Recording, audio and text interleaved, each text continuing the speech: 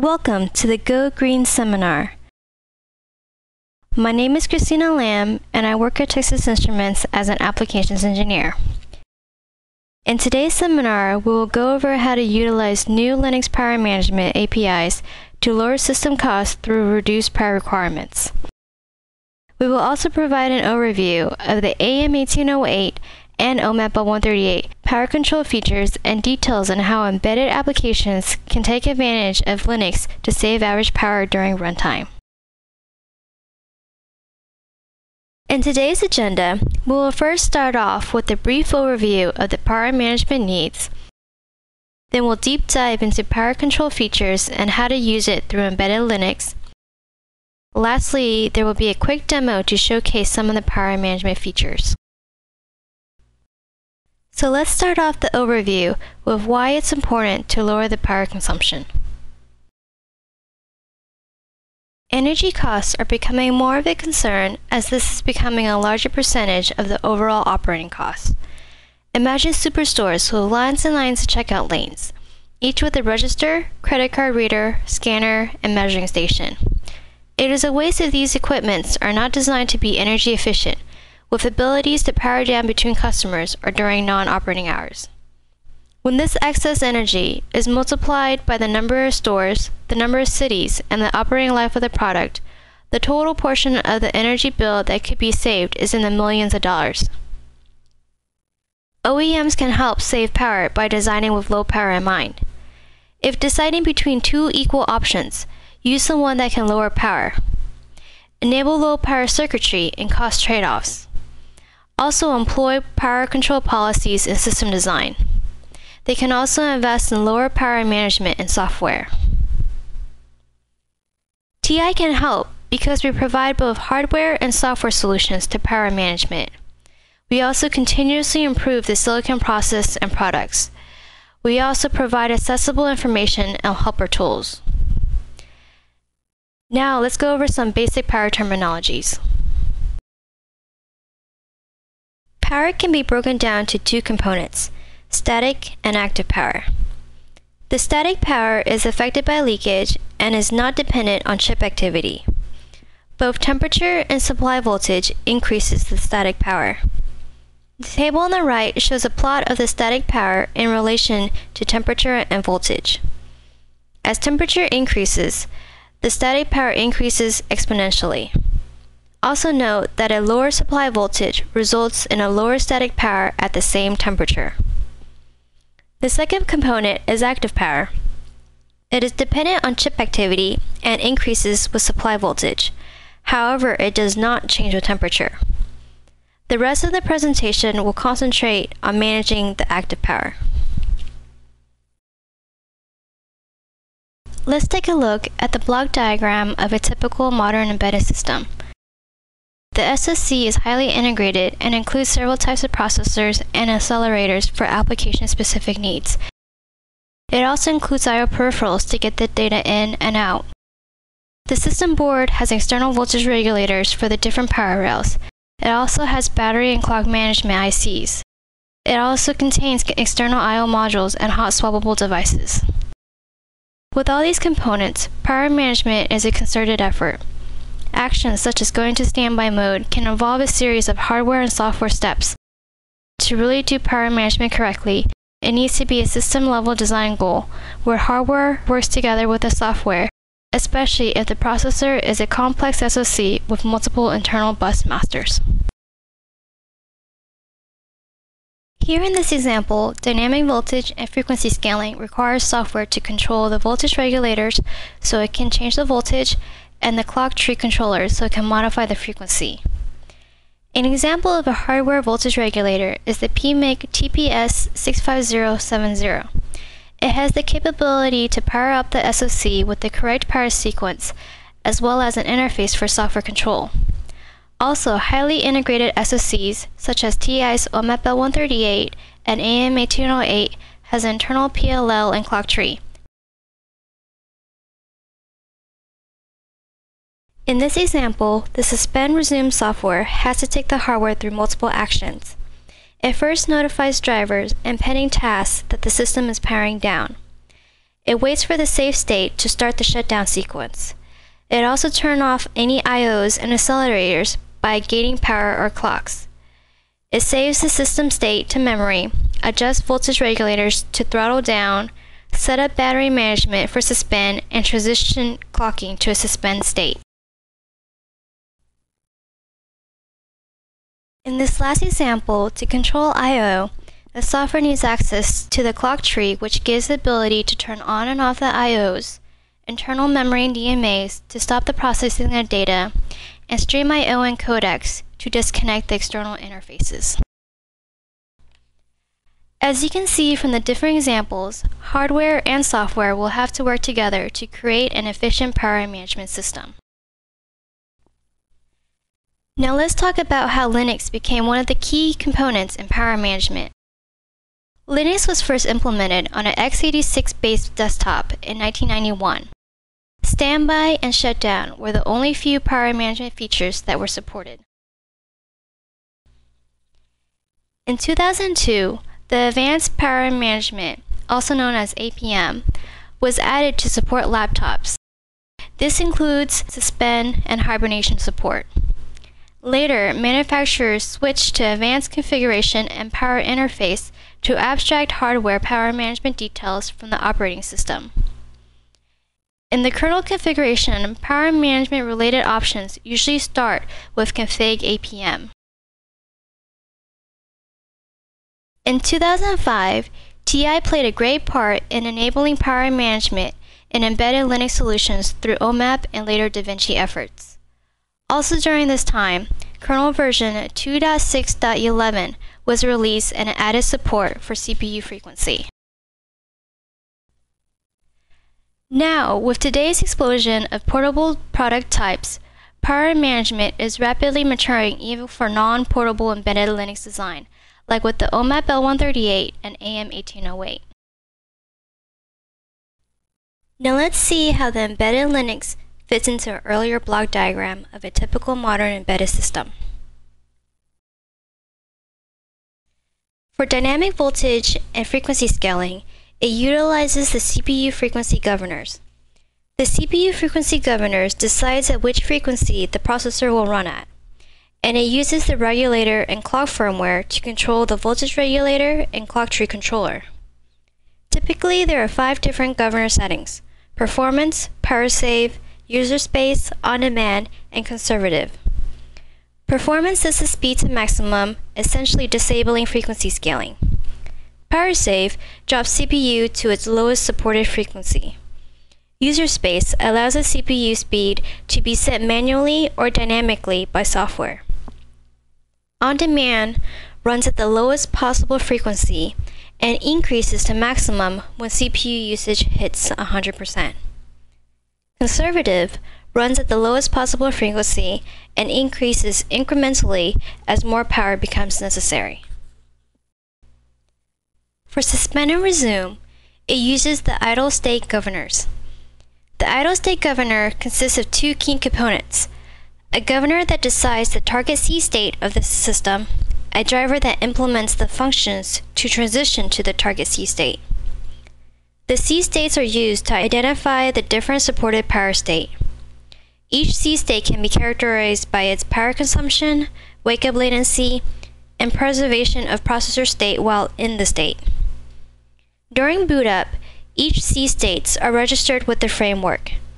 The governor will then decide which C state the system should take whenever it goes to idle. Whenever the controller reaches the idle driver, it will adjust the system based on the governor chosen state. Since power management can impact some workloads, Power Management Quality of Service, also known as PMQoS, was added. The PMQoS is a new kernel infrastructure to facilitate the communication of latency and throughput needs among devices, system, and users. Automatic power management at the driver level is enabled with coordinated device throttling given the QoS expectations on the device. Here you can see the complete block diagram with embedded Linux power management.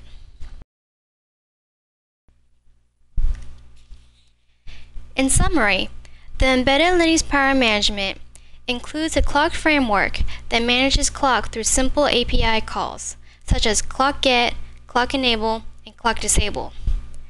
Drivers will use these kernel API calls to respond to power management notifications. There's also a suspend resume infrastructure that provides platform hooks in the kernel.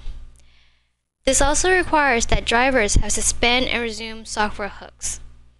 A high-level example of a suspend function is shown in suspend.c, and a low-level assembly for ARM can be found in sleep.s. A CPU idle infrastructure allows the system to go into deeper sleep modes during idle times. For this infrastructure, it requires a driver specific to the CPU with vital states managed by governors. The power management also includes a frequency and voltage scaling infrastructure, a regulator framework, and a power management quality of service. Here's a stack view of the Linux power management. At the application level, power management policies like operating performance points, also known as OPPs, can be accessed through the sysfs interface. In the kernel space, the frameworks, governors, and drivers have Linux generic portions, as well as platform-specific driver portions that are customized to the SoC. Now let's talk about OMAP L138. The OMAP L138 is a dual-core processor with an ARM9 and floating-point DSP. The ARM9 usually runs embedded Linux for I/O and graphical user interface tasks. The DSP is used mainly for signal processing. The chip is highly integrated with multiple I/O peripherals such as Ethernet, USB, SATA, LCD controller, and more. This device is a very versatile SoC that has flexible system interfaces and lots of connectivity. It can optimize your system for performance and power. It is the industry's lowest power floating-point DSP. In this diagram, you can see how the OMAP L138 fits into the architecture of a typical modern embedded systems. Before we start the deep dive into the power control features, I want to talk about a tool that is currently available on the web. The power consumption spreadsheet is a tool based on measured power data using real silicon samples. It can easily be used to calculate the device power consumption without having to completely implement the design. It is useful for board thermal analysis and power supply design. Reference links is shown in the resource slides at the end of the presentation. With the overview done, let's start talking about the various OMAP L138 power control features and how to control them using Linux power management APIs.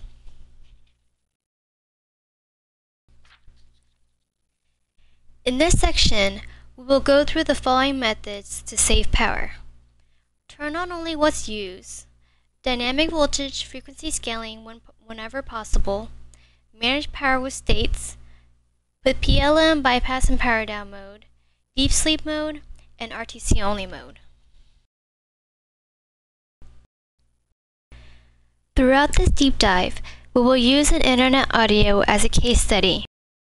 It has a USB to transfer files to and from the device, an Ethernet port to allow internet streaming, a flash storage that contains the boot up images, and an audio codec for audio playback. The ARM will handle the file transfers and networking, while the DSP performs signal processing for audio playback. Here's a block diagram view of the Internet Audio System example. This example will make use of the MIC-ASP for audio, the SPI for flash, the UART for debugging, USB for storage, EMAC for networking, and DDR for additional memory for program and data.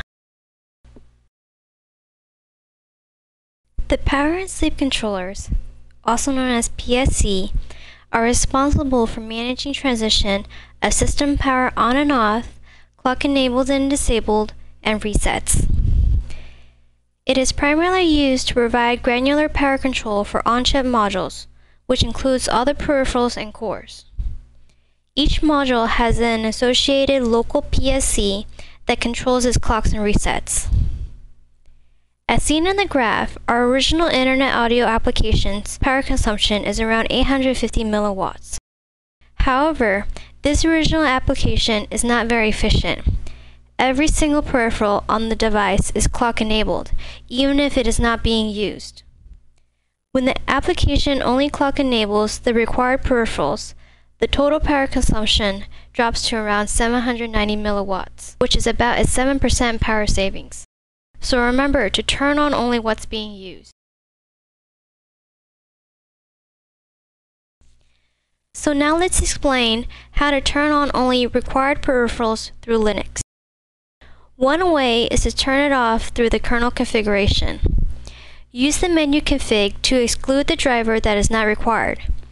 If the driver is not included, the associated peripheral will not be turned on. For steps on how to configure the kernel, the Getting Started guide for OMAP L138 and AM1808 can provide more information.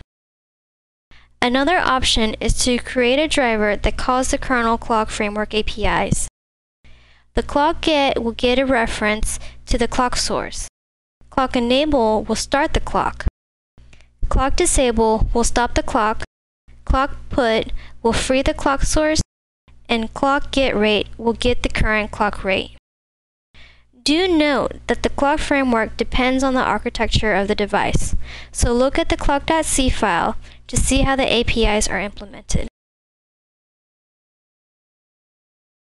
Dynamic voltage and frequency scaling, also known as DVFS, consists in minimizing the idle time of the system. The DVFS techniques uses dynamic selection of the optimal frequency and voltage to allow a task to be performed in the required amount of time. This reduces the total power consumption of the device while still meeting timing requirements. DVFS requires control over the clock frequency and the operating voltage of the device elements.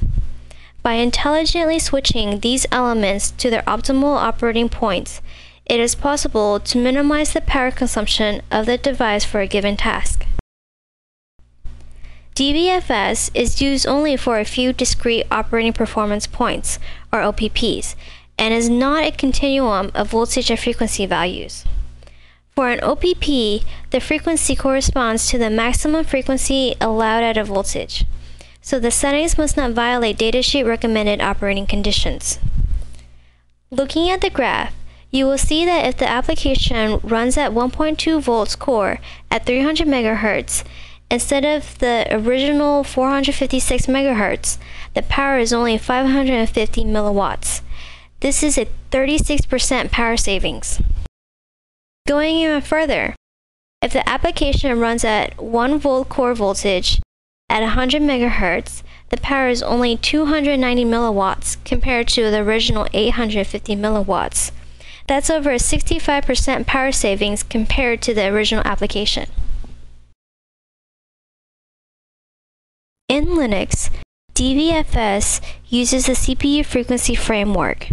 The framework for OMAP L138 and AM1808 currently supports 6 operating performance points and affects the PL0 clock domain.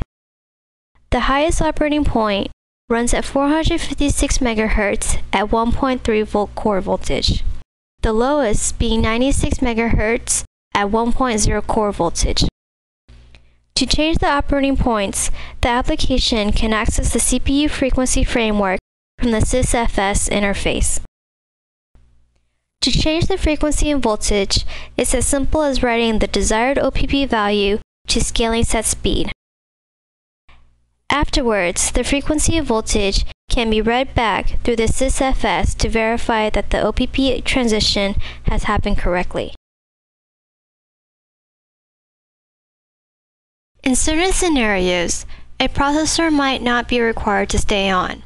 For instance, if a user is transferring data through the USB peripheral and is not playing any audio, the DSP is not being used. Or if a user is only playing audio, then the ARM is not being used. In these scenarios, the processor that is not being used can be placed in a sleep mode or turned off to save power. The DSP can be placed in a low power state by executing the idle instructions. Also, in the DSP, there's a mega module sleep mode that is controlled by the internal power down controller.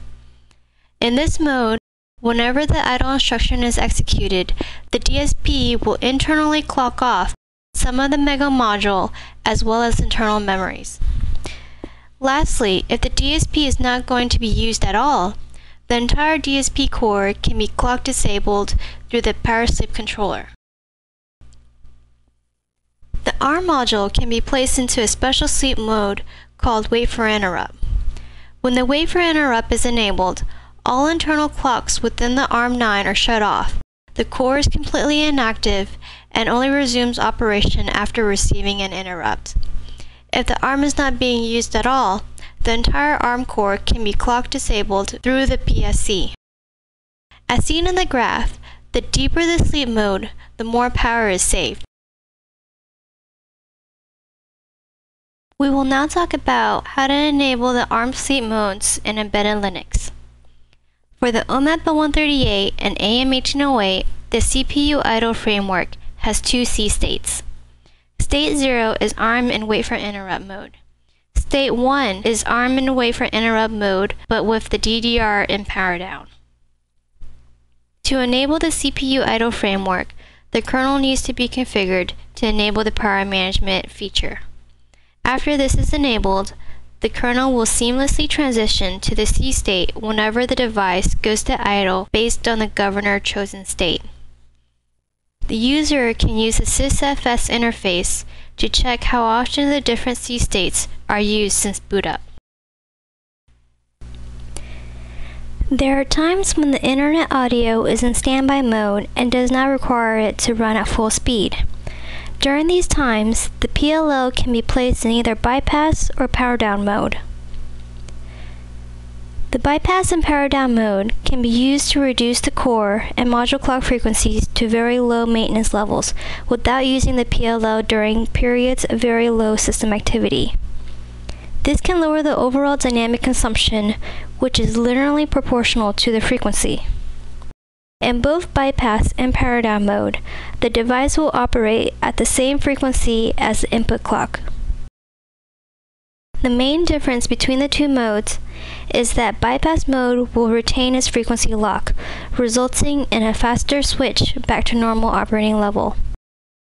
Power down will turn off its frequency lock, resulting in a lower power, but will be slower to switch back to normal operating level because it has to relock the PLL.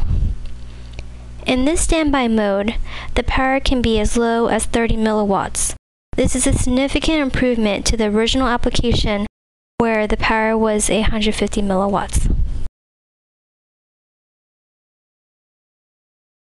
Deep sleep is the lowest standby mode offered by the OMAP L138 and AM1808 devices.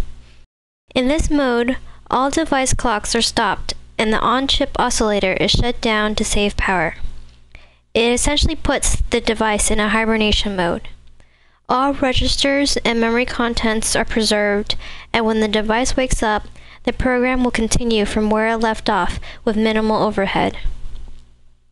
There are two methods to wake up from deep sleep, either by external controller or from the internal real-time clock. In deep sleep mode, the device can go as low as 11 milliwatts.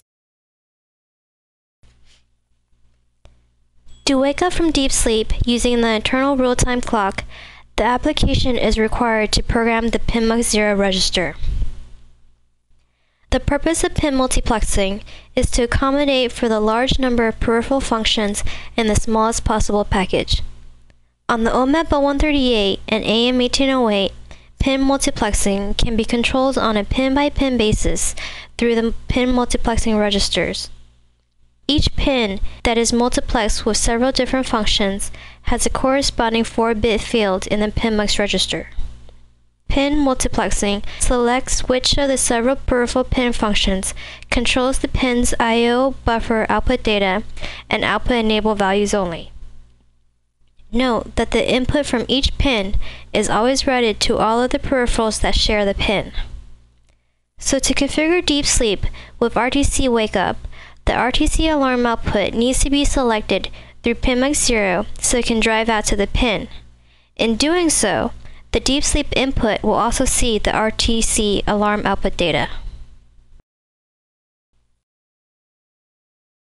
In Linux, the deep sleep function is implemented through the RTC wake command.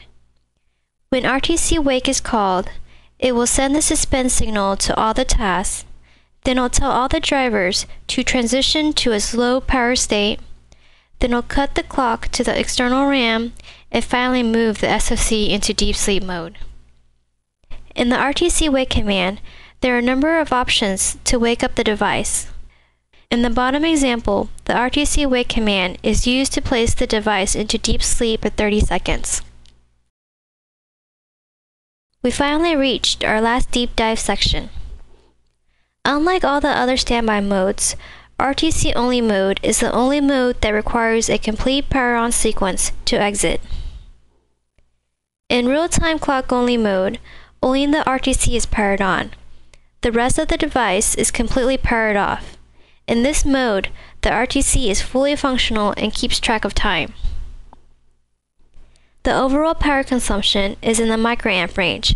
It's because the voltage from the rest of the core and the I/O logic is completely removed, eliminating most of the active and static power of the device, except for what is consumed by the RTC module. This mode is similar to a shutdown mode on a computer. There is a button battery that allows the tracking of the time, but other than that, the entire computer is off. However, there are some limitations in RTC only mode. First, the RTC alarm pin is not available as an option to signal an external power supply to reapply power to the rest of the device. This is because the I/O supply is powered off. Second, only the RTC register contents are preserved. All other internal memory and register contents are lost. Therefore, a complete power on sequence is required to turn the system back on. Now let's take a look at a demo that showcases some of the power management features. In this demonstration, we will show the different commands that were invoked through TerraTerm to put the OMAP L138 EVM in different power states. Also, an internal TI measuring tool called the power board will display the core voltage supply rail. A snapshot of the internal TI measuring tool is shown here. In the first demo, we will show the use of dynamic voltage frequency scaling. We will take a measurement of the core voltage when it is running the Matrix GUI home screen at 1.3 volts running at 456 MHz. Then, we will show a measurement of the core voltage when it is running the exact same Matrix GUI home screen, but at 1.0 volts running at 97 MHz. The second demo will show the power savings of deep sleep mode. We will run the RTC command at both 1.3 and 1.0 volts core voltage. Lastly, there will be a quick run-through on how to use a power spreadsheet tool. So let's start by taking power consumption of the Matrix GUI home screen at 456 MHz. We will first start by setting the device to run at 456 MHz. The first command sets scaling set speed to the value of 456,000. Exiting this command notifies the clock framework to change the device frequency to 456 MHz and the voltage regulator to 1.3 volts. Then we call the scaling current frequency to verify that the device is running at 456. Then we call the microvolts to verify that the voltage regulator is changed to 1.3 volts. Looking at the internal TI power measurement tool, it reports back that the Matrix GUI is consuming about 230 milliwatts at 1.27 volts.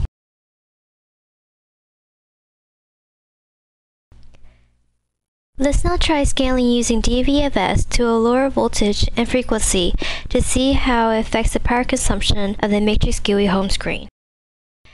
Setting scaling set speed to 96,000, This will notify the clock framework to change the device frequency to 96 MHz and the voltage regulator to 1.0 volts. We now again call scaling current frequency and microvolts to verify that the device has indeed changed to the correct OPP. Looking at the internal TI power measurement tool, the power is only 16 milliwatts, running the exact same matrix GUI application. This is about 170 milliwatts, or over 74% power savings from just scaling the frequency and lowering the voltage. Now let's go over a demo that showcases the deep sleep mode. The purpose of this demo is to show how leakage plays a factor in overall power consumption, as well as how low of a power deep sleep can get the device. Running at 1.3 core voltage, the RTC command is called putting the device into deep sleep.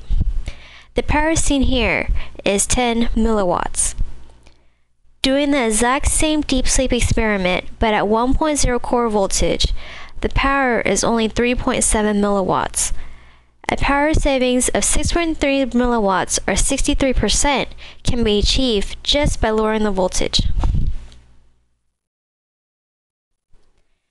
Let's go through a quick rundown on how to use the power spreadsheet. After downloading and extracting power spreadsheet, double-click the spreadsheet tool and it'll open up Microsoft Excel. Since this tool uses macros, a warning prompt might pop up. Remember to enable the macros, or else the configuration buttons and some features of the tool might not be available. Looking at the spreadsheet, the power is broken down to baseline and active power. Baseline contains the power for leakage and PLLs. It also includes clock tree power for various subsystem components that cannot be turned off through the PSC, such as the SCRs. You can affect the baseline power by changing the PLL output frequency, the core voltage, or the operating temperature. Active power is consumed by the active part of the SoCs, such as CPUs, EMIB, and other peripherals. In the spreadsheet, active power is separated by the major modules within the device. Therefore, each individual module power consumption can be estimated independently.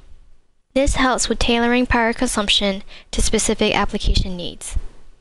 The parameter used to determine the activity level of a peripheral are frequency, utilization, read-write balance, bus size, and switching probability.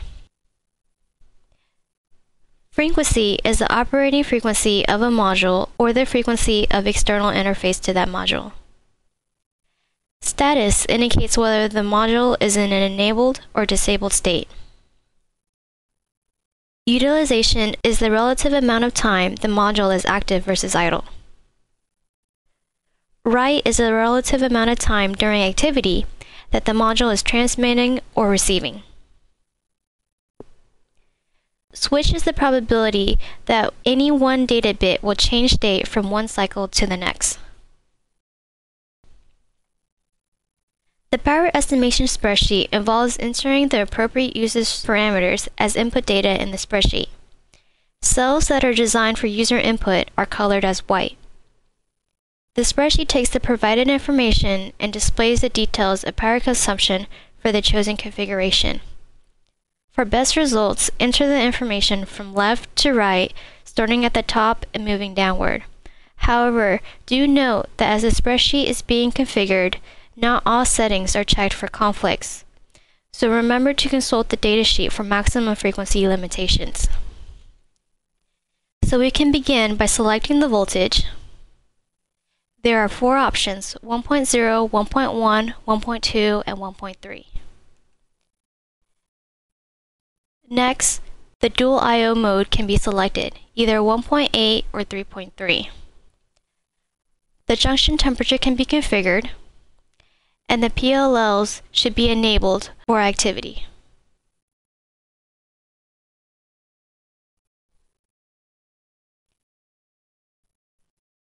And lastly, the device frequency needs to be entered. Let's put in 456 MHz. Then we can fill in the appropriate peripherals that are needed for the applications. Under DSP, you will find 3 options. Disable for when the PSC disables the clock to the DSP. Mega Module Sleep Mode, where the DSP and internal memory are turned off and the idle instruction is executed. And the last option is enabled. 0% means that the DSP is executing the idle instruction. 100% utilization means that every functional unit in the DSP is executing an instruction every single cycle. Under the ARM, you will find 5 options. Disable, ARM in wait for interrupt mode, low activity for when the ARM is executing program with cache disabled, typical activity for when the ARM is executing with cache enabled, and high activity for when the ARM is executing a high MIPS program, such as the ARM dry stone. One thing to note is that the device frequency on the top only changes PLO0 power consumption. Since PLO1 is mainly used for the clocking of DDR2 or MDDR, the DDR2 MDDR frequency will directly change the PLO1 power consumption. The frequency in this field is equal to half the PLO1 operating frequency. So for 100 MHz MDDR power consumption, PLL is running at 200 MHz. For 150, PLL will be running at 300 MHz. Also in this tool, there are predefined functions for quick analysis. The static macro button reports the static power for the device when the clock in is cut off and voltage is applied to various core and I/O rails. This is also the deep sleep power consumption. The standby macro button reports the power consumption with the 24 MHz clock in. PLO0 is powered down and disabled, and the system is operating in bypass mode, with the clock in as a system clock. The ARM is in wait for interrupt sleep mode, and all peripherals are disabled. The typical 300 MHz macro button can be used to quickly visualize an example use case scenario. The typical 456 MHz macro button is the same as the 300 MHz button, but it has the application running at 1.3 core voltage and at 456 MHz. The RTC power only macro button reports the power consumed with 1.2 volts applied only to the RTC CVDD. Core and I/O rails are powered off. For more information, please visit the Power Spreadsheet Wiki. So this concludes the end of the presentation, and let's kind of summarize everything that we discussed in this session.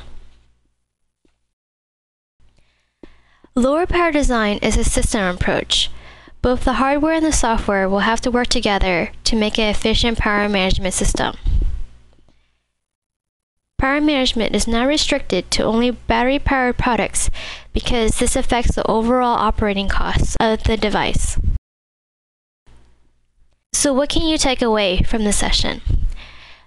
One of the things is Linux now includes extensible power management features that you can use, such as the clocking framework, the CPU idle framework, the suspend resume infrastructure, and the regulator framework. Also, TI's Linux provides the latest power management features. Use low power as an additional differentiator between TI and competitive solutions. As reference, here is a list of links that could be useful for power management. The datasheet and system reference guide will have more information about the OMAP 0138, AM 1808, and C6748 power management features. The Power Spreadsheet is a tool that can be used to estimate your application without having to completely implement it. There are also some additional links for the Linux power management. There is also a link to a white paper called Push Performance and Power Beyond the Datasheet. This concludes the end of the Go Green seminar. Thank you for attending, and I hope you enjoy the presentation.